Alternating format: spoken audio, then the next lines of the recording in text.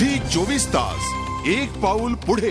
पुन्हा एकदा स्वागत आपल्या शहर आपल्या हाऊस मध्ये। आज आपण मुंबईत आहोत। दुर्दैवानं मुंबईचे महापौर इथे जनतेच्या प्रश्नांची उत्तर द्यायला आलेले नाहीयेत, परंतु अनेक आमचे सहकारी नेते इथे वेळेआधी उपस्थित होते। मात्र मुंबईचे महापौर त्यांना अनेकदा बोलवणे या कार्यक्रमात आलेले नाही। अत्यंत दुःखानं हे मला सांगावंसं वाटतं। आज आम्ही शिवाजी पार्क मध्ये राहणारी लोक एवढ्या भीतीच्या सायेखाली आहे की राज्य सरकार जे धोरण घेतं ते एकदम चुकीचं घेतं। हेरिटेज जो आहे तो त्यांनी आमच्या ज्या बिल्डिंगी आहेत त्या त्यांनी रद्द कराव्या। दुसरी गोष्ट म्हणजे राज्य सरकार जे धोरणं घ्यायला पाहिजे ती धोरणं घेत नाहीत। आज मुंबई शहर वसवलं कोळी समाजाने, त्या कोळी समाजाचे गावठाण जे आहेत त्यांचं पुनर्वसन असतं, त्यांचं जे असतं त्या ठिकाणी राज्य सरकार देत नाही, लक्ष देत नाही। त्याच्याबद्दल राज्य सरकारची काय भूमिका आहे? आणि आज आम्ही दादरची लोक जे आहेत ती अशा भीतीच्या सायेत आहे की कधी आमची बिल्डिंग हेरिटेज मध्ये जाईल। तुम्ही म्हणता सुजाव मागवणार, हे करणार, पण असं काही राज्य सरकार करत नाही। त्याचा मुंबईकर आणि दादरची जनता हा निषेध करत आहे।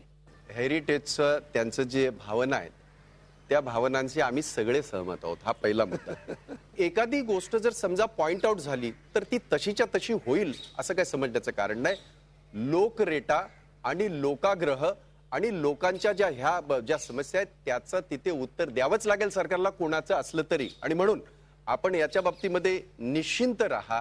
अशा प्रकारे रॅन्डमली मी म्हणतोय सरसकट अशा प्रकारे हेरिटेज करता येणार नाही आणि तो तसा करायला आम्ही सुद्धा देणार नाही। अत्यंत ज्या काय ऐतिहासिक जी काय आपली ही असतील, हे महत्त्वाचं आश्वासन तुम्ही काँग्रेसच्या वतीने देताय। मंगेश सांगळे, आशिष शेलार आणि ताई। एक मिनिट मी जरा दुरुस्त करतो। काँग्रेसच्या वतीने म्हणण्यापेक्षा एक आमदार म्हणून विधान परिषदेतला त्या ठिकाणी त्या बाबतीमध्ये मी याच्यापूर्वी सुद्धा अशी भूमिका कामगार असतील, कष्टकरी असतील मुंबईच्या बाबतीमध्ये मांडलेली आहे, ती आम्ही मांडू आणि सरकारकडनं ते करून घेऊ। हा दुसरा आणि कोळीवाड्याच्या बाबतीमध्ये आपल्याला माहिती नसेल कदाचित, या मुंबईमध्ये जे 89 गावठण आणि कोळीवाडे आहेत यांच्याकडे साधं त्यांना टॉयलेट सुद्धा बांधता येत नव्हतं। राज्य शासनाने 2 वर्षापूर्वी निर्णय घेतला आणि या कोळीवाड्यांना त्यांच्या नागरी सुविधा किंवा त्यांना त्यांचा विकास करण्याकरता नुसता निर्णय नाही घेतला तर तशा प्रकारचा GR सुद्धा याच्यामध्ये आहे, लवकरच तो निघेल। तुम्ही सरकारची भूमिका तुम्ही मांडताय कोळीवाड्यांच्या बाबतीत आणि इतर सगळ्या बाबतीत। आशिष शेलार, तुम्ही स्वतः सभागृहामध्ये असतात, वरिष्ठ सभागृहामध्ये लोकांच्या मनात या हेरिटेजच्या बद्दल भीती आहे। तुम्ही स्वतः कायदा बनवणारे आहात, तुम्ही त्या ठिकाणी आहात, नेमकं काय सुरू आहे ते सांगा। आणि कोळीवाड्यांच्या बद्दल भाई जसं सांगतायत तशी दुसरी बाजू एक कोळीवाड्यांच्यावरती आरक्षण टाकली आहेत, सगळी आजूबाजूच्या टॉवरची आरक्षण कोळीवाड्यांवरती, नेमकं काय आहे? मुळामध्ये मला असं वाटतं मगाशच्या प्रश्नाची उत्तर भाईंच्या मी देणार नाही, कारण तुम्ही मोठ्याने बोललात म्हणजे तुम्ही खरं बोललात असं काही मांडण्याचं कारण नाही।